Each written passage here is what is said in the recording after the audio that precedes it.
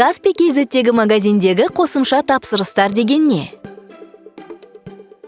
Қосымша тапсырыстар бұл жарнаманы басқан және 14 күннің ішінде сізден сол санаттағы басқа тауарды сатып алған клиенттердің алған заттары. Мысалы, сатып алушы ақ смартфонның жарнамасын қарады, бірақ сізден түсі басқа немесе бренді басқа гаджет сатып алды. Мұндай тапсырыс қосымша болып саналады, және оны басқаны үшін ақы алынбайды. Барлық тапсырысты компания бойынша талдаудан көруге болады. Каспий Pay қосымшасында маркетинг сервисіне өтіңіз. Каспий KZ'тегі магазинде тауар жарнамалау деп ашыңыз.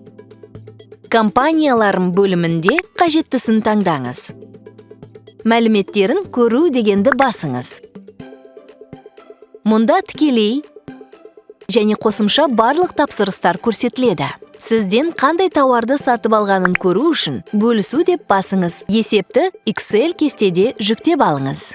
Ондағы қосымша тапсырыстарды артикулы бойынша табуға болады.